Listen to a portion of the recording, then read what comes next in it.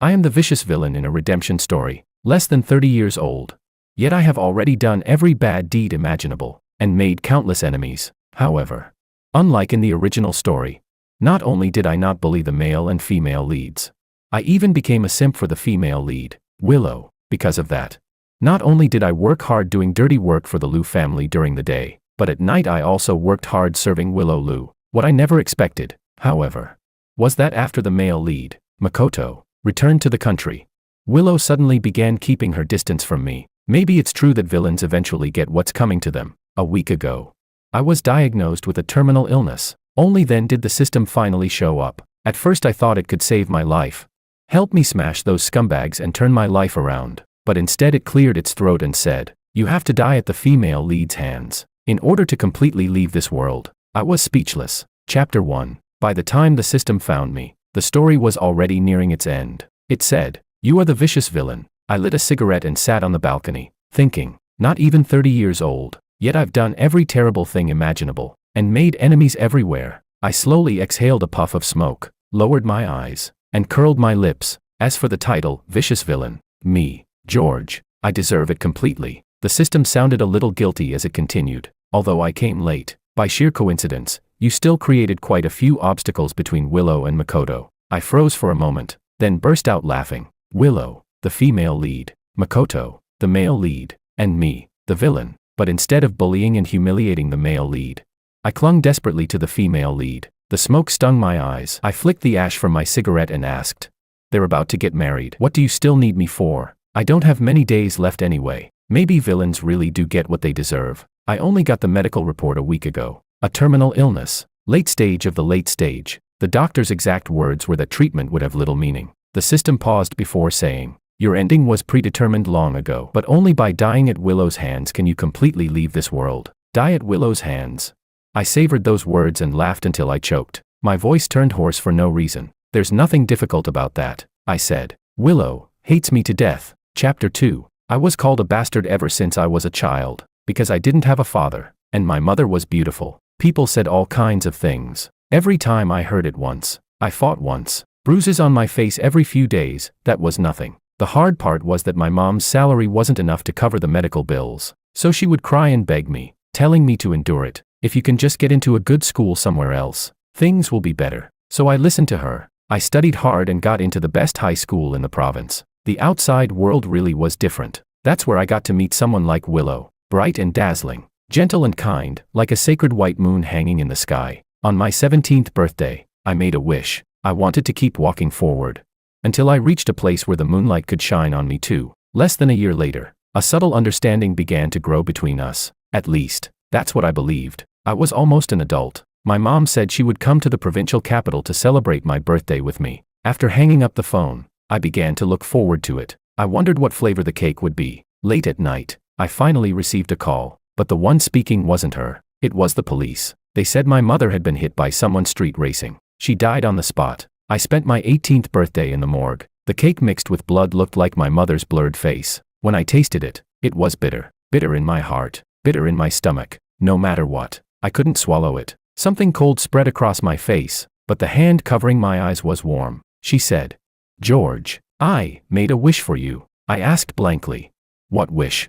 Willow sighed softly and hugged me from behind. "George," she said, "may you leave suffering behind and find happiness." Chapter 3. I laughed. I laughed until tears came out. Leaving suffering behind and finding happiness. That's really hard. The person who killed my mother, what a coincidence, was my half-brother. Turns out I did have a father. He told me, "We're all family." Your brother didn't mean it. Family. My brother. Every single word made me want to laugh. Martin drove a brand new car to my school to find me. He pointed at the license plate that started with 0 and laughed. "Even if we ignore the family connection, what can you possibly do to me?" Indeed, there was nothing I could do. All I could do was endure his threats and insults. On the night the college entrance exam ended, Martin came to my rented apartment. He kicked me to the ground and cursed. "You filthy bastard. You never even did a paternity test. My dad says something and you actually believe it. If you know what's good for you, get the hell out of our lives."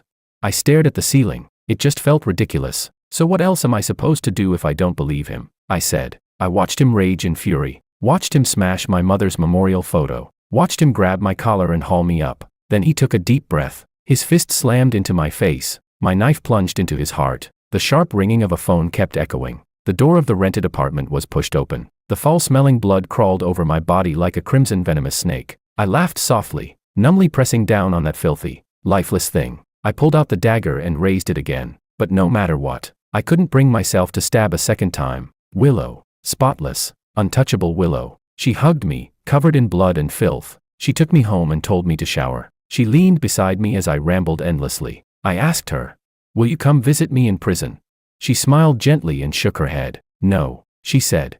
"George, you have to go to college with me." Willow went to old Master Liu and begged him to protect me, but the old man said he wanted to meet me alone. The conversation went quite well. He spared my life, and in return, I secretly became Willow's blade. Chapter 4. I still didn't get to attend college with Willow. The first 2 years were closed. Intensive training. For the remaining 2 years, I got my hands into every one of the Liu family's shady businesses. The night we reunited after graduation, Willow said I had changed. I laughed while catching my breath and asked, "How have I changed?" Willow didn't answer. Her fingertips trembled slightly as they slowly traced the scars across my body, inch by inch. Hot tears kept falling onto my shoulder. Sometimes, I really wish I were a real blade. That way, my mother, and now Willow as well, wouldn't cry because of the wounds I carry. I forced out a smile and kissed her damp eyelashes, awkwardly trying to comfort her. "Don't be sad, Willow." At the very least, George had gotten what he wished for. Over the next 2 years, we did everything lovers would do. 2 years after that, the Liu family gained absolute authority in a city. After Willow Liu inherited the family business. Someone jokingly asked old Master Liu, "Where did you find such a loyal mad dog for Willow?"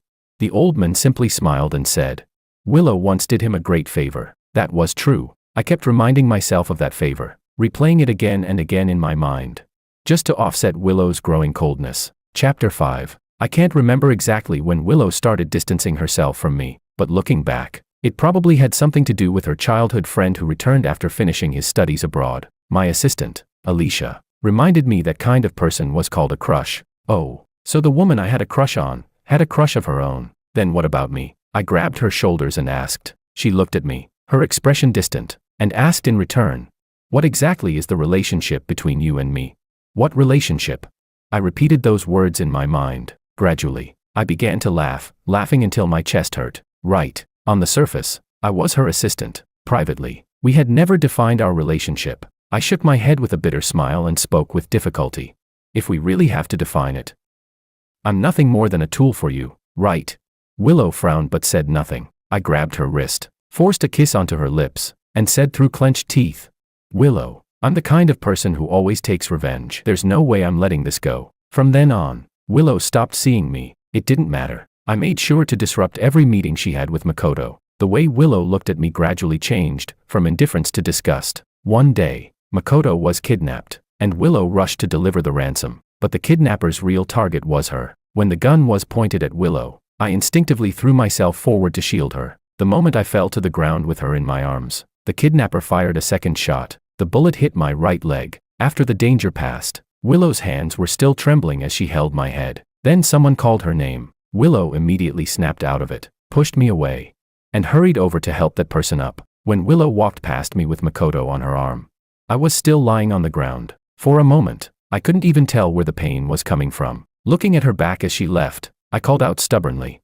"Willow, if you don't come back for me, I'm not leaving." The first time I ever threatened Willow, I didn't have much confidence. My voice trembled on the last few words. Willow heard me. Her steps paused for a moment, but she didn't stop. I looked away, closed my eyes, and let out a self-mocking smile. Chapter 6. I still went to the hospital, just a little too late. I almost had my leg amputated. After I was discharged, I had someone kidnap Makoto. Only then did Willow finally agree to see me. I threw away my crutch. Every step I took toward her sent piercing pain through my body. Willow looked at my pale lips and didn't refuse my embrace. Just like that, she fell into my arms without any defense. I imprisoned Willow. I forced her to look at no one but me every moment. I forced her to cut herself off from the outside world, to forget Makoto. I tried to tear open that cold, distant shell of hers, and pour my pain into the heart that once beat against mine. I asked, "Who am I?" "George." I laughed bitterly and bit her lips, bit until there was blood, bit until there were tears. Then I asked, "Then are you still Willow?" Again and again, the way Willow looked at me changed, from anger to sorrow. she said. George, you've changed. I gripped her chin and laughed hoarsely. How have I changed? Willow pressed her lips together and didn't answer, but I insisted on prying them open. Anger was fine. Hatred was fine. What I hated was indifference. For a brief moment, there seemed to be a different emotion in her eyes, but it vanished just as quickly. Willow's breathing grew rapid, her chest rising and falling sharply. The next second, she suddenly flipped over and took control. Her waist moved wildly, as if accusing me with a storm of hatred. In the end, she looked at me with disdain and said coldly, "Are you satisfied now?" My face pale, I slowly curled my lips and pushed her away. After she walked into the bathroom to shower, I turned my head and spat out a mouthful of blood. I wiped my mouth and lay back down again. My chest felt empty. Satisfied? Not really. But if I wasn't satisfied, what could I do?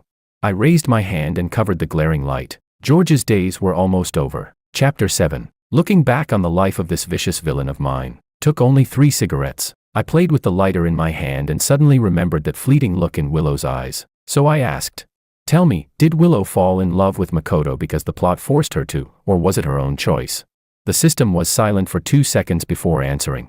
"Does it matter? No matter what happens between Willow and Makoto, you and Willow could never have had a good ending. She shouldn't have saved you in the first place." I curled my lips and slowly nodded. "Yeah, that makes sense." The system continued. "You and the protagonists were supposed to be mortal enemies, but because she once saved you, you now carry a karmic debt toward her. If you die naturally, then when Willow eventually dies of old age and the world resets, you will be dragged back again to participate in her karmic cycle. So you must die at her hands in order to completely leave this world." After a pause, the system added, "Of course, the final choice is still yours." That last remark actually made me laugh. "So what do you think I'll choose?" I asked. The system fell silent. I wanted to laugh again, but suddenly my stomach twisted with violent pain. I curled into the chair and rested for a while before reaching for the cigarette pack on the table. The next second, the lighter in my hand was confiscated. A female voice snapped, "You don't eat, you don't take your medicine, and you still smoke all day. How are you supposed to get better like this?"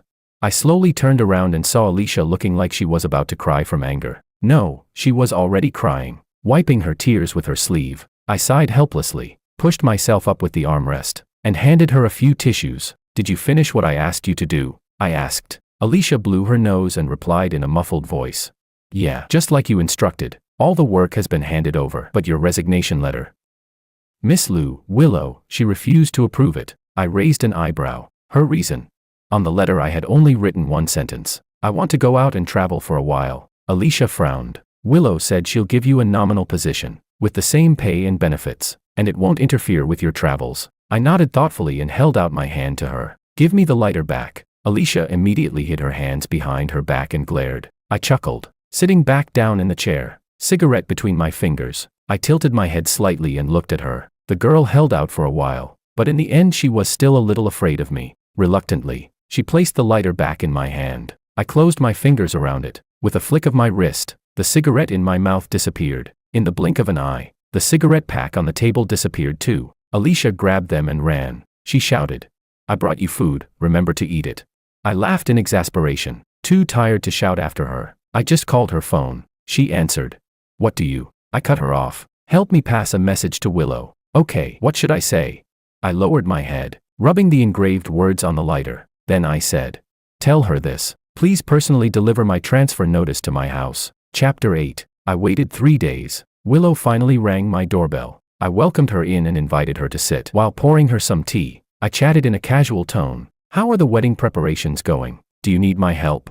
Willow frowned as she looked at me, as if she didn't recognize me. I let out a small laugh and handed her a cup of tea. "Want to try it? It's a special reserve I picked out." Willow didn't even look at it. A flash of irritation crossed her eyes. She said, "You've lost a lot of weight." I raised an eyebrow, took a sip of tea, and deliberately teased her. "Yeah, I miss you so much that I can't eat or sleep." Just as I expected.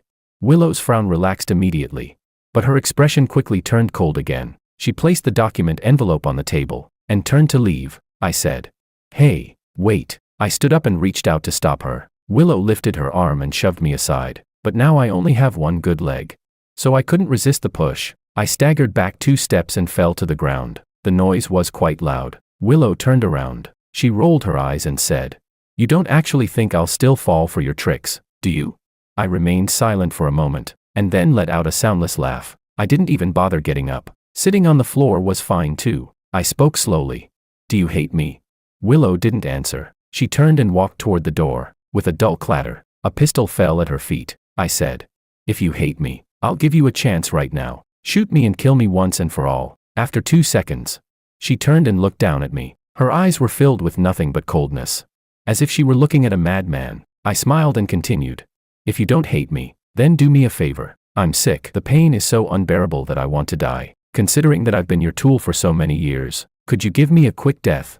When I finished speaking, Willow crouched down, picked up the pistol, and looked at me coldly. She said, if you're sick, go get treatment. With another sharp sound, she threw the pistol onto the table. Then she added, do you want me to call a doctor for you?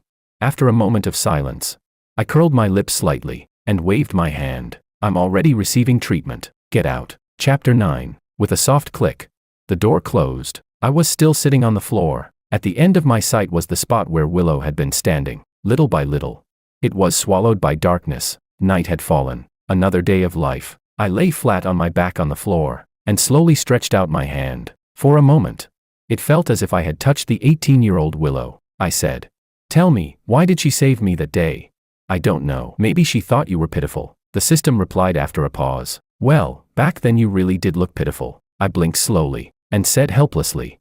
Then, today she didn't kill me because she also feels sorry for me.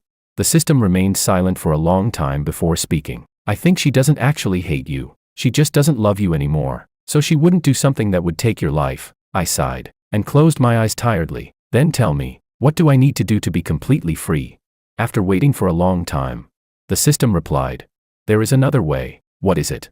Finish it the same way it began. If back then she had let you die, none of the things that happened between you afterward would have occurred. So, if you commit suicide in front of her, and she lets you die without saving you, the chain of causality will return to the beginning, and you won't owe her anything anymore. I opened my eyes, somewhat doubtful. And if she saves me again?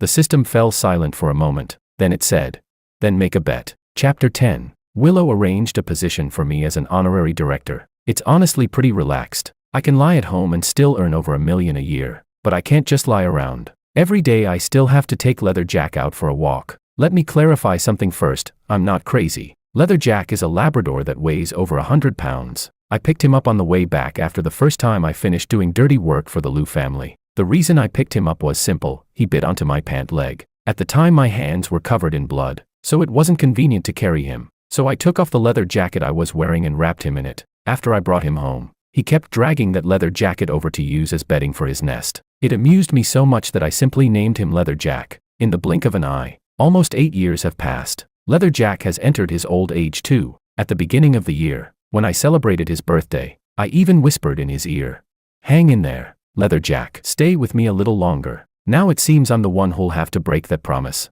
Back when I was still risking my life for the Liu family, I used to wonder, if one day I suddenly died, who should I entrust Leather Jack to? What did Willow say back then? While mixing the dog food, she sulked and said, why don't you think about what I'm supposed to do?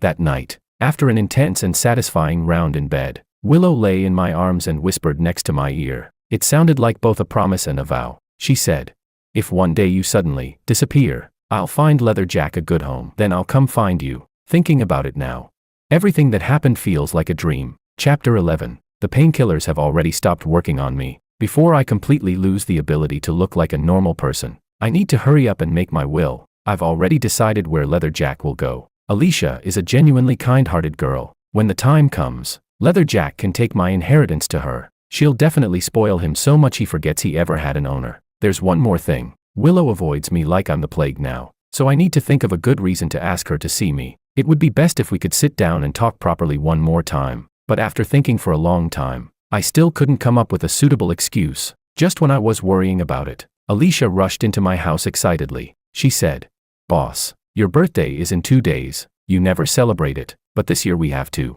We still have to eat longevity noodles, so that next year you'll be safe and healthy. The more Alicia spoke, the quieter she became. Her eyes were already red. After listening to her, I smiled helplessly. I will celebrate it this year, but I already have plans. Next year we'll celebrate together. The tears Alicia had been holding back suddenly fell. You said it, boss, next year on your birthday. I'll celebrate it for you. Next year. for me, is impossibly far away. Alicia understands that. Yet she still wants a promise from me. I nodded with a smile and handed her a tissue. All right, next year you'll celebrate it for me. After Alicia left, I took out my phone. My fingertip hovered over the pinned number at the top of my contacts for a long time. In 2 days, March 27th. It's my birthday. It's also the anniversary of my mother's death. Now the only person who still remembers that is Willow. During the 4 years she was in college, I didn't celebrate my birthday. Later, when we lived together, I still didn't celebrate it, but Willow remembered. When that day came, she would sneak over before I woke up, holding 2 boiled eggs. Starting from my forehead, she would slowly roll them down to my feet, while murmuring softly, "Roll the illness away, roll the good luck in." After rolling them twice, she would mischievously kiss me and say, "All right, the good luck is sealed. George has to keep growing well." She never said happy birthday, but every word she spoke was filled with a blessing. Later on, she moved out, and I returned to how things used to be. Every March 27th, I would go to the cemetery and spend the day with my mother. Now this is the last March 27th I'll ever have. This time, I want to stay home and pass it warmly. The thumb hovering above the screen finally pressed down. While waiting for the call to connect, I cleared my throat. After 7 or 8 rings, a distant female voice answered. "What is it?" Willow asked. I paused for a moment and said politely, "Do you have time right now?" Silence came from the phone. It was obvious Willow didn't want to talk to me. Maybe I was already annoying her. I chuckled and continued speaking on my own. "The day after tomorrow is my birthday. Do you want to have a meal with me?" Willow still didn't say anything. I sighed and spoke sincerely. "I promise, after this meal, I'll behave myself from now on and work obediently for the Liu family." "All right." After a while, Willow finally spoke. "Get better first." I froze for a moment, then couldn't help laughing. Then I heard her ask, "What time?" I stopped laughing. "After you get off work," I said. Okay. Chapter 12. On my birthday, I wanted to tidy myself up a little. The suits no longer fit me. After searching for a long time, I chose a gray hoodie with matching sweatpants. The loose fit didn't make me look like a skeleton. While fixing my hair in front of the mirror, it suddenly occurred to me that today's outfit looked a bit like the one I wore the first time I took the initiative to greet Willow. But when I looked closer, it didn't seem the same at all. Back then, George's eyes were bright. Now, George looks like a faded photograph. Whatever. Too lazy to change. At least it's comfortable. I made a meal for Leatherjack, watched him finish eating, then packed a backpack full of snacks for him and took him to Alicia's house. The moment Alicia saw me, she blurted out, "Boss, you look really handsome today." I snorted. "What? Wasn't I handsome before?" She immediately shook her head, pressing her lips together. The smile in her eyes shimmered through tears. "Boss, today you're especially handsome. You look like a college student, full of energy." I laughed, ruffling her hair. "Did you forget to say something to me?" Alicia quickly wiped her eyes, stepped forward, and gave me a hug. "Happy birthday." I lifted one hand and lightly patted her back. "Thank you." After leaving Alicia's house, I went to the cemetery to visit my mother. It felt like I had barely said a few words before the afternoon had already arrived. Time to go home. I had promised to treat Willow to dinner, so I still needed to prepare a couple of proper dishes. Braised pork ribs, stuffed green peppers with minced meat, tomato shrimp soup. All dishes Willow had cooked before. I loved these 3, so she used to make them often. Because she made them often, I ate them often, which means now I can roughly recreate them myself. At 6:20 p.m., the 2 dishes and 1 soup were ready. The cake I ordered had also arrived. I poured 2 glasses of red wine and sat at the dining table waiting. The second hand circled around again and again. 7:15. The doorbell finally rang. Willow was wearing a custom-made evening gown and an exquisite necklace. She had probably just rushed over from some banquet. I didn't go forward to greet her. I was busy reheating the dishes. When the food was placed back on the table, Willow sat down across from me. I couldn't help but laugh softly. I moved the extra set of chopsticks and the wine glass beside me over to her side. "Go ahead and eat," I said. "It's not as good as what you cook, but it's not bad." Willow glanced at the dishes on the table and said calmly, "I've already eaten." My hand paused in the middle of picking up food. I looked up and teased, "Are you sure you won't eat? If you ever want to taste my cooking again, you might not get another chance." Willow sat upright without moving. "I don't need to." I raised an eyebrow slightly and put my chopsticks down as well. Lifting my wine glass, I smiled. "Won't you wish me a happy birthday?" Willow looked at me, expressionless. "Happy birthday." I shook my head. She looked as if someone had a knife at her throat. Seeing her pick up the wine glass, I lazily said, "I drugged it." Willow paused and lifted her eyes coldly. I set down my glass and leaned back in my chair. tilting my head slightly as a slow smile appeared. Sorry, I remembered wrong. My finger tapped lightly on the rim of the glass. The one with the poison is actually mine. Willow's expression didn't change. She still put the wine glass back down. After a moment of silent eye contact, I picked up my own glass and took a sip. In my mind echoed the system's words. What if she saves you again? I asked. Willow, if I told you I put poison in my own glass, would you save me? Willow simply looked at me calmly. Her expression was indifferent, like a proper spectator. I gave a bitter smile. Back then, you used to believe everything I said. She tilted her head slightly, brushing her hair behind her ear, and replied lightly. I did believe you. I looked up just in time to catch the flash of impatience in her eyes. Suddenly, I understood. She still remembered that time when I pretended to be shot and collapsed into her arms, resting my chin on one hand. I laughed so hard my shoulders shook. So petty. Willow, I said. One mistake and you sentenced me to death. After laughing enough, I stood up with the wine glass in my hand and said seriously, let this glass of wine be my apology to you. All right. Willow didn't answer, so I leaned forward and, like a gentleman, lightly clinked her wine glass with mine. Then, under her gaze, I tilted my head back and drank it all. The moment the glass left my lips, a countdown notification sounded in my mind. I lazily sat back in the chair. Meanwhile, Willow's gaze fell on the now empty glass. Suddenly she spoke. Don't lie to me again. I met the eyes she turned toward me, silently swallowing the lump in my throat. I curved my lips into a sincere smile. I promise, from now on, I'll never lie to you again. After a moment of silence, Willow looked away. Her tone softened slightly. Shall we cut the cake? I nodded. Of course. Chapter 13. Willow was unwrapping the cake packaging. Her movements were orderly and pleasing to watch. I said, Willow, after today, I'll be 28. Willow paused while opening the candle box. I know. How many candles do you want? I smiled half a beat late. One is enough. I only have one wish. Thinking about it now, it's kind of funny. I've never been able to forget the wish I made on my 18th birthday. So for my last birthday, I decided to return one to her. The candle was lit. Willow's bright face blended into the candlelight, gradually warm, gradually blurred. I closed my eyes and made a wish. I hope Willow will be happy for the rest of her life. The candle was blown out. George no longer owed Willow anything. I relaxed and smiled. When I opened my eyes, I met Willow's slightly stunned gaze. But the next second, the sudden ringing of her phone pulled her back to reality. Willow answered quickly. Judging from her tone, it was probably Makoto on the other end. After hanging up, Willow stood up. Won't you try the cake? I asked. Willow shook her head and walked toward the door. I slowly followed, stopping 2 steps behind her. How should I say goodbye? Willow slung her bag over her shoulder and, as if sensing something, turned back. I lifted a smile and raised my arms slightly, testing the waters. How about one more hug?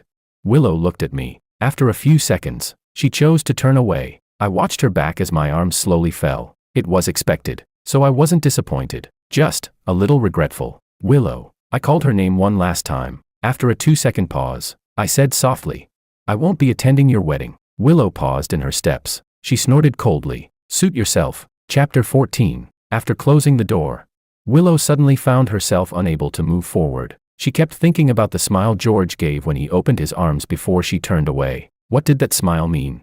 It looked like he had tried very hard to smile, with a hint of exhaustion, but she was certain. There wasn't the slightest trace of asking her to stay. Maybe it really was just as he said. After that dinner, their relationship would return to something normal. Willow tilted her head and took a step, then stopped again. That smile surfaced in her mind once more. The moment she turned around, that smile had looked like a pile of ashes after something had burned out. Cold. One gust of wind and it would scatter away. After thinking for 2 seconds, Willow turned back. I shouldn't have been stingy about a hug, she thought with slight regret. Her fingertip had just touched the doorbell button when the phone in her bag rang. An inexplicable wave of irritation rose in Willow's chest, but when she saw the caller ID, it was as if all emotion was instantly drained from her. At some point, she had begun to feel like a machine running on a programmed routine. Whenever the name Makoto appeared, the program would activate. Just like now, she had to go do the right thing. Chapter 15. Taking the elevator downstairs, getting into the car, fastening the seatbelt. Every step was correct, yet Willow still felt restless. She kept thinking, maybe she should have stayed and eaten the cake with George. No, that still wasn't right. Then what exactly was wrong? The speed on the dashboard kept climbing. Willow didn't even notice. Memories from an hour ago played back in her mind like a lagging video, frame by frame, disordered, fragmented. George had made only one birthday wish. That wasn't strange. George smiled many times tonight. He wasn't someone who smiled often, but he used to smile at her a lot. That wasn't strange either. George asked her to try his cooking, but she didn't. That wasn't right. George placed their bowls and chopsticks side by side, yet she chose to sit across from him. That also wasn't right. But George asked her to say happy birthday, and she said it. No, she shouldn't have said it. George never celebrated his birthday. The scenes jumped rapidly. What else? The first time George raised his glass to her, she didn't drink. The second time he clinked glasses with her, she still didn't drink. George kept smiling, kept talking. He said, "Back then, you believed everything I said." What else did he say? Suddenly Willow broke free from her memories. Her breathing became rapid as she abruptly turned the car around. At that moment, a blinding beam of white light suddenly flooded her vision. The instant a shrill screech of metal pierced the air, the light vanished. In the blink of an eye, everything fell silent. Darkness swallowed everything around. Only in the distant sky hung a lonely white moon. Moonlight spilled through the window. George slept peacefully. 27-year-old George, looking at the same white moon he had once seen at 17. Slowly, closed his eyes. Chapter 16. After an unknown amount of time, my spirit slowly separated from my body. I could see my sleeping physical form, but I couldn't completely leave. Why is this happening? I asked the glowing sphere in front of me. The system was silent for a moment before answering. Willow came back to save you. What? It continued. But on her way back, there was a small accident. I frowned. Is her life in danger? The sphere shook slightly. She's the female lead. Unless she chooses to end her own life, according to the story's setting, she will live a long life with the male lead. However, it added, because of that moment of hesitation, your reincarnation has been delayed. I laughed softly. After a moment of silence, the glowing sphere gently tapped my nose. George, there's something I never told you. What is it? Before, you asked me whether Willow fell in love with Makoto because the plot forced her to, or because it was her own choice. Now I can tell you, Willow doesn't actually love Makoto. She's only doing what she's supposed to do. But you and her, it's the same as I said before. Neither of you did anything wrong. You were just born into the wrong world, destined to stand on opposite sides. I lowered my head and listened quietly. Willow is the female lead. She enjoys more advantages, but accordingly she is bound by more restrictions. You are actually the choice of her free will. When she realized she could no longer approach you, she killed a part of herself. She can't continue being with you, and she can't truly fall in love with anyone else either. But under the control of the story, she will remain bound to Makoto. I curled my lips slightly. So according to the story, she and Makoto will be happy together, right? The system hesitated. I'm not sure anymore. She tried to come back and save you. That was an instinctive choice that broke free from the plot's control. When she wakes up, she'll definitely feel regret. As for how long she'll suffer, that's hard to say. After a moment of silence, I asked, then what if my existence is completely erased? The system replied, you mean, you want me to erase Willow's memories of you? Yes. The system paused. Erasing events that have already happened in the story would consume a lot of my energy. To be honest, I've accumulated some energy, but I originally planned to use it to send you to a world where you could live a comfortable life. After speaking, the system paused again. It's your decision. I only have enough energy to do one thing, either erase all traces that you ever existed, or send you to be reborn into a good life. I didn't hesitate. Erase it. The glowing sphere trembled and circled around me twice. Let me warn you first, if I don't send you personally, your spirit will enter the random reincarnation pool. That means there's still a chance you could be reborn in this world again. I smiled. I don't think the probability is very high. I don't owe her anything anymore, do I? The sphere gently touched my face. But what if you do? Starting over again would be very painful. I shrugged and smiled indifferently. Then I'll gamble one more time. Chapter 17. Willow's perspective. When I woke up in the hospital, I had forgotten many things. I forgot why I had gotten into a car accident. I also forgot that I already had a fiancé. His name is Makoto. He was my childhood friend. The only thing I remember is that he went abroad to study. But the friends and relatives around me told me that we were about to get married. Makoto sent off the visitors who came to see me, walked to the table, and placed down the flowers. I looked at his back for a moment, thought about it, and decided to be honest. Makoto, I said, in my memory, we're still just friends. He turned around, frowning. Willow, our wedding invitations have already been sent out. I fell silent. He walked over and sat beside the bed. It's all right if you don't remember, he said gently. After we get married, we can slowly recover those memories. I frowned slightly. You don't mind? He smiled faintly. I don't mind. All right. The wedding proceeded as scheduled. Many people came. Wave after wave of congratulations filled the hall, but they still couldn't erase the strange sense of unreality in my heart. Makoto and I stepped onto the stage together. The host briefly told the story of how we had fallen in love. I listened, and I smiled. But when it came time to exchange rings, I hesitated. Instinctively, I looked toward the audience. The banquet hall gradually fell silent. In the corner, a limping man suddenly appeared. The moment our eyes met, he ran. Chapter 18. I stared at his departing back in a daze. The host kept talking, trying to smooth things over. Makoto whispered for me to continue, but my mind was filled entirely with the men I had just seen. The corner was already empty. The panic rising in my chest wrapped around me like creeping vines. I couldn't hesitate any longer. I grabbed the microphone and said a quick apology. Then I lifted my dress and ran toward the direction the men had escaped. His right leg didn't move well. He couldn't have gotten far, ignoring the people trying to stop me. I rushed out of the banquet hall. At the corner of the corridor, that thin figure appeared again. He was about to disappear behind the thick wall. I shouted anxiously, "Sir, wait." He paused for a moment. I quickened my pace. Before the edge of his coat vanished, I stepped in front of him, catching my breath. I felt an inexplicable sense of relief. Thank goodness. I smiled awkwardly. I almost missed you. Chapter 19. He didn't seem surprised to see me. He raised an eyebrow slightly and smiled faintly. Do you need something? Yes, I said. I want to. My mind suddenly went blank. Panic crept back in again. I tapped my head awkwardly. Well, I saw you run away, so I came after you. Yes, I wanted to stop him. Seeing the faint smile in his eyes, I secretly let out a breath of relief and explained. I had a car accident. After waking up, I lost a lot of my memories. I can't remember your name, but since you came today, that means we're friends, right? Could you tell me your name? How do you know I came for you? He interrupted me casually. What if I just came for the free food? I froze, unable to respond for a moment. Then he suddenly smiled at me. You look beautiful today. Go back. Don't make your family worry. I followed his gaze and looked behind me. I don't have any family anymore. Those are Makoto's family. Someone gently pushed my back. Half joking, he urged. Go back, bride. They're coming to get you. I turned back and grabbed his hand. An absurd idea suddenly formed in my mind. Tilting my head, I said, take me with you. He was stunned for a moment, then burst out laughing. Me, I'm a cripple. How am I supposed to run away with you? I couldn't help laughing too, but my eyes drifted toward the spare wheelchair for guests at the end of the corridor. Chapter 20. The wind rushed past my ears. The person in the wheelchair felt so light. Even his voice was light. It felt like a gust of wind could carry him away. Willow, he suddenly said. A lot of people are watching us. I tightened my grip on the handles and snorted. Let them watch. A bride running away from her wedding isn't something you see every day. He chuckled softly. Stop at the bus stop ahead. I nodded and slowed my pace. Stopping at the sign, I watched as he stood up from the wheelchair. Only then did I notice. In this early spring weather of March and April, he was wearing only a white shirt. No wonder his hands were so cold. For some reason, I suddenly had the urge to hug him, but he stepped back and raised his hand to stop me. Don't. I'm a sickly guy. It's bad luck. I frowned. You're sick. Is it serious? Have you taken your medicine?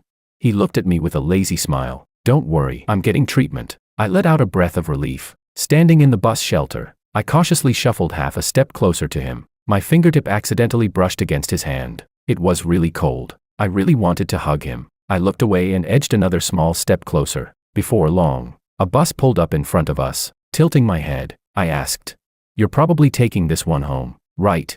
He raised an eyebrow slightly in surprise. "How did you know?" I smiled and followed him onto the bus. The driver glanced at us and said, "No card, no ride." I hesitated and turned to him. "Did you bring your card?" He shook his head lightly, looking helpless. "I didn't bring mine either. No cash either. What should we do now?" As soon as he finished speaking, the driver frowned. "No money. Get off the bus. Looking at how you two are dressed, people might think you're filming some idle drama." I ignored the sarcasm in his voice. I was about to take off my earring. Just then, an elderly woman stood up. "Just drive, driver," she said. "I'll swipe my card for them." I looked at her gratefully and handed over the earring I had taken off. "Thank you. Could I trouble you to swipe once more for him too?" The old woman paused, then glanced at the space beside me. She sighed and pushed the earring back toward me. All right, I'll swipe again for you. Go sit in the back." I nodded and thanked her. Holding his hand, I walked toward the back and sat in the last row. Outside the window, the streetlights flickered in and out. The gentle spring wind brushed through his dark hair. The scene was beautiful, like a painting. I watched for a long time before slowly looking away. "I haven't taken a bus in years," I said. He turned his head toward me and asked with a smile, "When was the last time you rode one?" I thought for a moment. Sinking into memory, tapping my cheek lightly with my finger, I said. Probably 10 years ago, that long.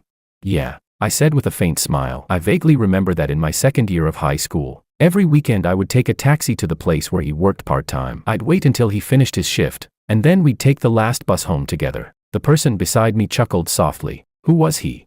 I froze. It felt as though a crack suddenly opened inside my chest. That's right. Who was he? He asked again. Was he important to you? Very important. I answered instinctively. Then you should remember him, he said. My throat tightened for no reason. Lowering my eyes, I said with difficulty. I'm sorry. A cold fingertip gently pressed against the corner of my eye. I forgive you on his behalf, he said. I looked up and met a pair of dark, smiling eyes. Willow, he said softly. Your eyelashes are really long. Chapter 21. When we arrived at his home. He didn't hurry to go inside. Coincidentally, I didn't want to say goodbye either. The motion sensor light in the hallway flickered on and off. Bright, then dark, then bright again. He suddenly spoke. Do you want to come in for a while? I nodded immediately. Okay. He reached into his pocket for the key, but the next second, he frowned. Oh no, I didn't bring the key. I looked at him speechlessly. Isn't this a keypad lock? Oh, right. His expression relaxed again. I asked. You remember the code, right? He shook his head. I don't. Why don't you try your birthday? I froze for a moment, but the mischief in his eyes drew me in. Following his hint, I pressed the numbers one by one. 627. The door opened. I followed him slowly inside. A strange heaviness pressed against my chest. My voice trembled. Why, is it my birthday? He didn't answer. Instead, he walked to the dining table, picked up a delicate silver lighter, and tossed it lightly in his palm. This, he said, was given to me by someone very important. Now I'm giving it to you. He smiled. Consider it a wedding gift. I took it, the moment I saw the engraving.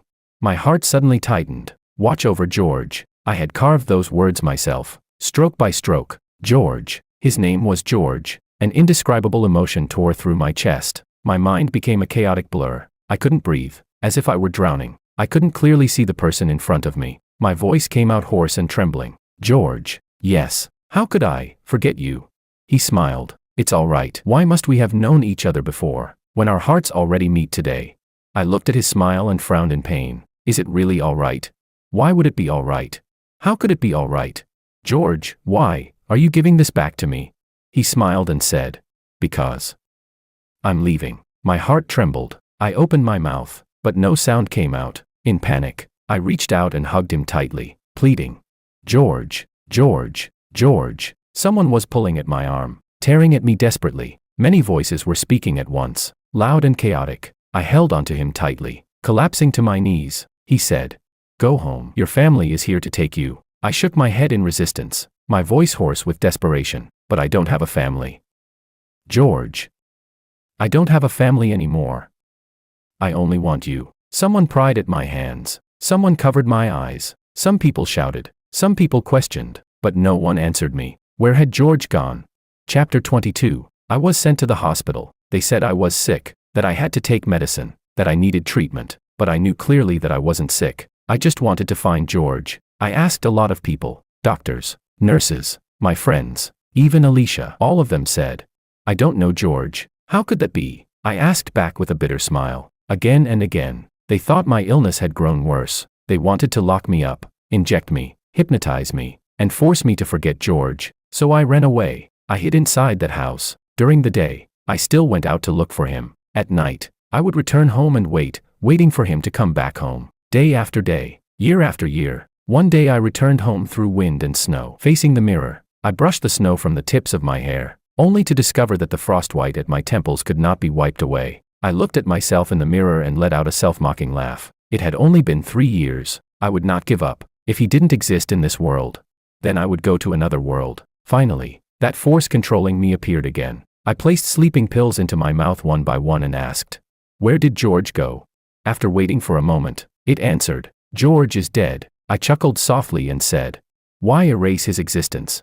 He requested it himself. I lowered my eyes and remained silent for a moment before saying, I'm going to find him. That voice laughed and said, if you die, this world will restart, and you will still remain here. I lifted my eyelids and spoke slowly, word by word. Is restarting such an easy thing? I don't know how much energy a single restart consumes, but what if the number of restarts becomes large enough? When the energy is exhausted and the world collapses, will I still be trapped here? It was silent for a long time before saying, even if you go to his world, what are the chances that you and he will meet again? I swallowed the last pill, threw away the empty bottle, and smiled. What if we do? Extra story. When I attempted suicide for the 9th time, it appeared again. It said it wanted to make a deal with me. I would work for it for 10 years, and it would find someone to take my place in this world. I didn't listen. I kept walking deeper into the sea. It changed its offer and said, add another 5 years to the original terms. When the contract ends, I will send you to the world where he is. Deal. After becoming a system, I used the privileges of my position to watch George. He was born into a wealthy and loving family. He was the youngest of 3. He had an older brother, an older sister, and parents who loved him dearly. George was still very good at fighting, but even if he weren't, it wouldn't matter. I would help him. Every year on his birthday, George would make 3 wishes. My abilities were limited. I could only help him fulfill one of them. When he was 10 years old, George wished for a puppy. The next day when he went out, he picked up a white Labrador. That day he wasn't wearing Leather Jack, yet he still named the puppy Leather Jack. His mother laughed and asked why he chose that name. He replied confidently, because Leather Jack likes Leather Jack. No one understood what he meant, but I did. Watching George grow up little by little. 15 years actually weren't that hard to endure. George was admitted to C University, and my current identity was also that of an ordinary freshman at C University. It was September, and the sunlight was still bright. Green shade was lush. Crowds surged everywhere. Amid the noise and bustle, I found a quiet corner. He stood beneath a tree, tall and slender, straight and elegant. That strikingly handsome face carried an air of carefree confidence. I slowly walked closer and stopped 3 steps away from him. A gentle breeze passed by. He turned around, the corners of his lips lifting slightly. That faint smile was like snowmelt holding a ray of sunlight, flowing through my entire being. Perhaps because I had been staring at him, he raised an eyebrow slightly and walked toward me. 1 step, 2 steps, 3 steps. He reached out his hand. His dark eyes curved into a bright smile, and said, hello, classmate. My name is George.